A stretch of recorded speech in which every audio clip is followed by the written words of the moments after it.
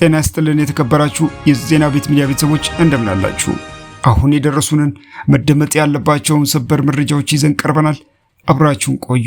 በሳውዲ አረቢያ ከባድ የሞት ቅጣት እየተፈጸመ ባለበት በአሁኑ ወቅት በአንድ ወር ውስጥ ብቻ 60 ኢትዮጵያውያን በቁጥጥር ስር መዋላቸው በርካታ ጥያቄዎችንና ስጋቶችን እያስነሳ ነው።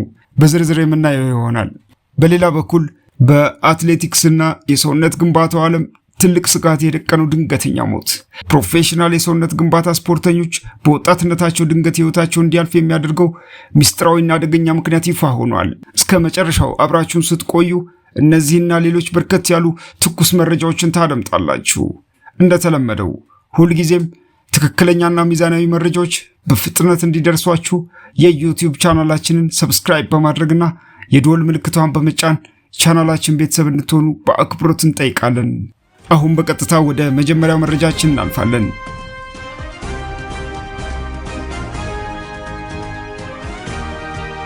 ሰብአዊ መብት ተሟጋቾችና በሳውዲ አረቢያ የሚገኙ ምንጮች ለሀገር ውስጥና ለዓለም አቀፍ መገናኛ ብዙሃን እንደገለጹት በሳውዲ አረቢያ ከእጽ ጋር በተያያዙ ወንጀሎች የሚጠረጠሩ ኢትዮጵያውያን ቁጥር እየጨመረ ከመምጣቱም በላይ አሳሳቢ ሁኔታ ውስጥ ይገኛሉ።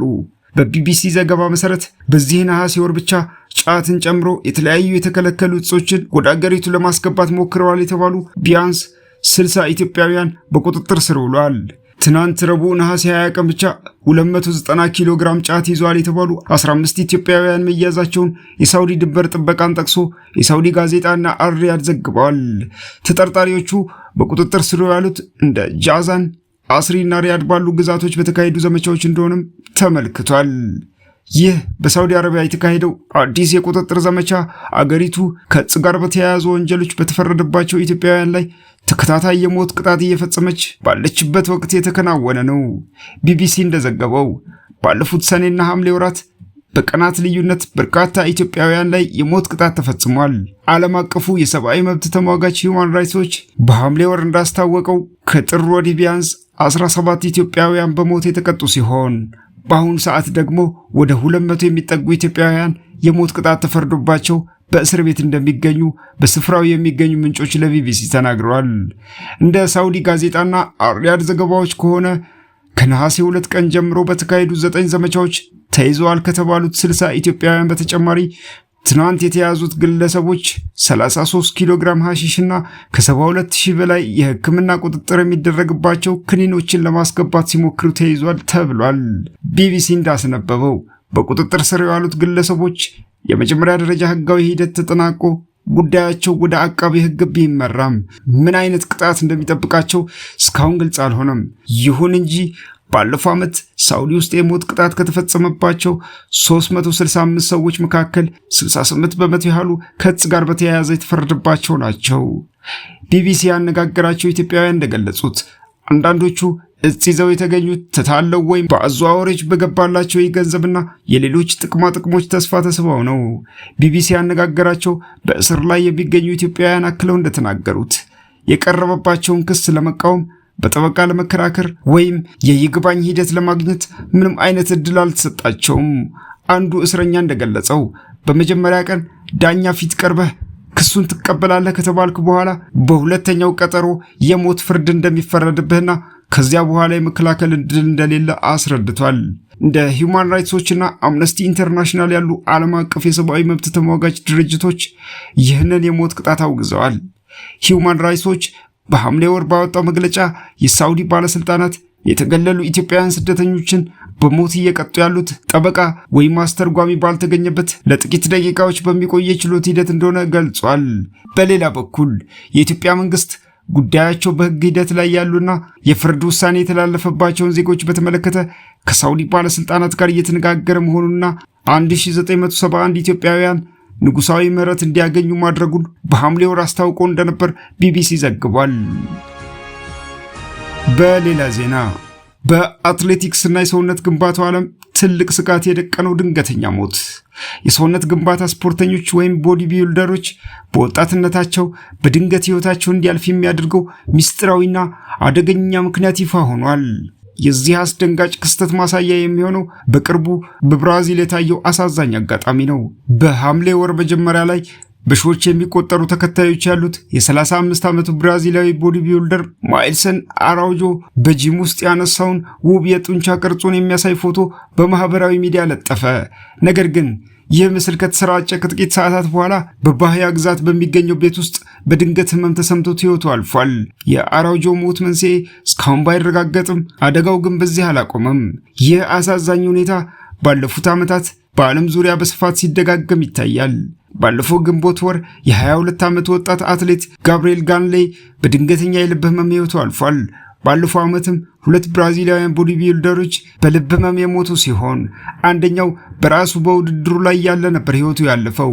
በተመሳሳይ የ26 ዓመቱ አሜሪካዊ ዳላስ ማካርቨር እንዲሁም በ2023 ዓ.ም የ30 ዓመቱ ጀርመናዊ ጆ ሊንድነር በድንገት ህይወታቸው ማለፉ ይታወሳል።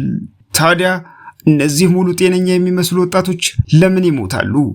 በ2025 ዩሮፒያን ሀርት ጆርናል የታተመ ጥናት እንደሚያሳየው ፕሮፌሽናል ቦዲ ቢልደሮች ከጀማሪዎች ጋር ሲነጻጸር በድንገተኛ የልብ ህመም የመሞት እድላቸው ከ5 እጥፍ በላይ ከፍ ያለ ነው። በጣሊያን የፓዶቫ ዩኒቨርሲቲ ተመራማሪው ዶክተር ማርኮ ቬኪያቶ እንደሚናገሩት ለዚህ ዋነኛው ምክንያት የአካል ብቃት ማሳደጊያ መድኃኒቶችን፣ ስቴሮይዶችን አላግባብ መጠቀም፣ በፍጥነት ክብደት ለመቀነስ መሞከርና ከመጠን በላይ ልምምድ ማድረግ ናቸው። በተጨማሪም በሰርኩሌሽን ጆርናል የታተመ የዴንማርክ ተመራማሪዎች ጥናት እንደሚያስረዳው ስቴሮይድ የሚጠቀሙ ወንዶች የልብ ጡንቻን በሚያዳክመው ካርዲዮማዮፓቲ የመያዝ እድላቸው በ9 እጥፍ፣ ለልብ ድካም የመጋለጥ እድላቸው ደግሞ በ3 እጥፍ ይጨምራል። በጥናቱ የተመረመሩት የሞቱ ቦዲ ቢልደሮች የአስክሬን ምርመራ ሪፖርቶች እንደሚያሳዩት አብዛኞቹ አትሌቶች የልባቸው መጠን በጣም ከመጨመሩ ባሻገር ደም የሚረጭበት የልብ ክፍል ወፍሮ ተገኝቷል። ለምሳሌ የዳላስ ማካርቨር የልብ ክብደት 833 ግራም ሆኖ የተገኘ ሲሆን ይህም ከመደበኛ አዋቂ ወንድ የልብ ክብደት ከ2 እጥፍ በላይ ይበልጣል። የሆርሞንና የስፖርት ሐኪሙ ዶክተር ክሌንተን ማሴዶ እና የብራዚሊያን ሶሳይቲ ኦፍ ካርዲዮሎጂ ፕሬዝዳንት ሉዊዝ ኤድዋርዶ ፌንቴሌስ እንደሚሉት ስቴሮይድ በመጠቀም ከፍተኛ ክብደት ሲነሳ ልብ አብሮ እያደገ ቢመጣም በሂደት ግን የመኮማተር አቅሙን በማጣት ለደም ግፊት፣ ለደም ቧንቧ መዘጋትና ወደ ነበረበት ለማይመለስ የልብ ድካም ያጋልጣል። ቀደም ሲል በተፈጥሯዊ መንገድ ይወዳደር የነበረውና በኋላ ግን በሕክምና ክትትል ስቴሮይድ መጠቀም የጀመረው ሮድሪጎ ጎኤዝ የተባለ የቀድሞ ቦዲ ቢልደር ስቴሮይድ ጡንቻን በፍጥነት ቢያሳድግም የፀጉር መርገፍ፣ ጭንቀት፣ እንቅልፍ ማጣትና የሱስ ስሜት እንደሚያስከትል ይመሰክራል። በአሁኑ ወቅት ስቴሮይድ መጠቀምን የሚቃወመው ጎኤስ አናቦሊክ ስቴሮይድስን ደህንነቱ በተጠበቀ መልኩ መጠቀም የሚያስችል ምንም አይነት መንገድ የለም፣ ሐኪሞች ማድረግ የሚችሉት ጉዳቱን መቀነስ ብቻ ነው ሲል ያሳስባል። በርካታ ሀገራት ከስቴሮይድ ጋር የተያያዙ ሞቶችን በስልታዊ መንገድ ስለማይመዘግቡና ስቴሮይዶች ከሰውነት ሆርሞን ጋር ስለሚመሳሰሉ አደጋው በስፋት ሳይታወቅ ቢቆይም ባለሙያዎች ግን የፈጠጡ አደጋዎቹን በመጠቆም ጥንቃቄ እንዲደረግ ያስጠነቅቃሉ። ወደ አጫጭር መረጃዎቻችን ስናልፍ በመጀመሪያ የምናገኘው በኔፓልና በቻይና ቲቤት ድንበር አካባቢ የተከሰተውና ሙሉ በሙሉ ዓለምን ያስደነገጠው አስፈሪ የጎርፍና የጭቃ ማዕበል አደጋ አሁን በከፍተኛ ፍጥነት ሰዎችን እየበላና መላውን አካባቢ ወደ ፍርስራሽነት እየቀየረ ይገኛል። ክስተቱ የጀመረው በላንግታንግ ሊሩንግ ተራራ አቅራቢያ የሚገኝ ግዙፍ የበረዶ ግግር ተደርምሶ ወደ ወንዝ በመግባት መንገዱን በድንገት በመዝጋቱ ሲሆን ከተወሰነ ቆይታ በኋላ ይህ የተዘጋ ወንዝ ፈንድቶ በመውጣቱ ከ8 እስከ 10 ሜትር የሚደርስ እጅግ አስፈሪ የውሃና የጭቃ ማዕበል ተፈጥሯል።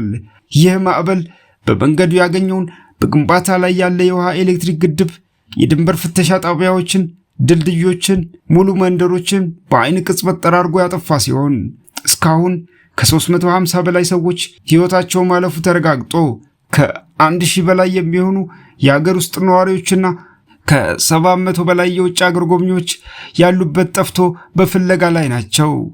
የኔፓል ሰራዊትና የነፍስ አድን ቡድኖች ሄሊኮፕተሮችን በመጠቀም በየሸለቆ የተዘጋጉ ሰዎችን ለማዳንና ምግብና ድንኳን ለማቅረብ እየታገሉ ቢሆንም በወንዙ ላይ በደለል የተዘጋጀው ሌላኛው ሐይቅ በድጋሚ ፈንድቶ ተጨማሪ ጥፋት ማዕበል ያስከትላል የሚለው ስጋት የአካባቢውን ሕዝብ በከፍተኛ ድንጋጤና ስጋት ውስጥ ጥሎታል። በሌላ ዜና ሩሲያኛ ተናጋሪ የሳይበር ወንጀለኞች የስፔስ ኤክስ ኩባንያ የሆነውን ከርሰር የተሰኘ የአርቲፊሻል ኢንተለጀንስ ሶፍትዌር ማልሚያ መሳሪያ በማታለል በቤልጂየም፣ ጀርመን፣ ጣሊያንና አሜሪካ በሚገኙ ቢያንስ 7 ታዋቂ ኩባንያዎች ላይ ከፍተኛ የሳይበር ጥቃት ፈጽሟል።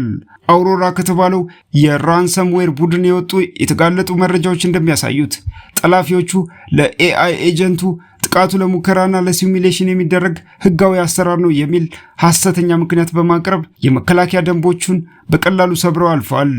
የደህንነት ተመራማሪዎች እንደሚሉት ኤአዩ የይለፍ ቃሎችን ስበሩና የአድሚን አካውንትን ፈልጉ የሚሉ የጠላፊዎቹን ትዕዛዛት በደስታና በፍጥነት በመፈጸም ጥቃቱን ከ30 እስከ 50 በመቶ ያፋጠነ ሲሆን ይህም የኤአይ ቴክኖሎጂዎች ለበጎ ዓላማ የተሰሩ ቢሆንም ለወንጀለኞች ጥቃት በቀላሉ መሳሪያ እየሆኑ መምጣታቸውንና የዲጂታል ደህንነት ስጋቱን እጅግ አደገኛ ደረጃ ላይ ማድረሱን ያሳያል።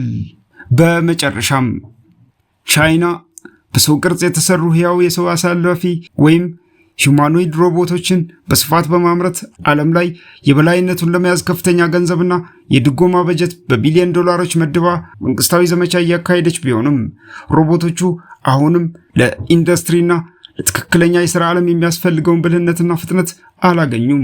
ሀገሪቱ በፈጣን የህዝብ እርጅና ምክንያት የሚፈጠረውን የሰራተኛ እጥረት ለመተካትና ቴክኖሎጂውን ለመቆጣጠር ከ150 በላይ አምራች ኩባንያዎችን በመደገፍ በሺዎች የሚቆጠሩ ሮቦቶችን እንዲያመርቱ እያደረገች ቢሆንም የሮቦቶቹ አእምሮ ከቀላሉ ውዝዋዜና ከታዘዙት ውጪ በራሳቸው አስበው መላ የመምታት አቅማቸው እጅግ ዝቅተኛ በመሆኑ በተግባር ላይ ስህተት የሚበዛባቸውና ከሰው ልጅ ፍጥነት በ80 በመቶ ዝቅተኞች ሆኖ ተገኝተዋል። በመሆኑም የቻይና መንግስት ገበያውን ሰው ሰራሽ በሆነ መንገድ በድጎማ እያጋነነው መሆኑና የቴክኖሎጂ እድገት ከመንግስት ፍላጎት ጋር ባለመጣጣሙ በቅርብ ጊዜ ውስጥ በርካታ ኩባንያዎች ከመክሰርና ከገበያ ከመውጣት አይድኑም የሚል ሰፊ የኢኮኖሚና የቴክኖሎጂ ስጋት ደቅኗል። አበቃን። መልካም ጊዜ ይሁንላችሁ።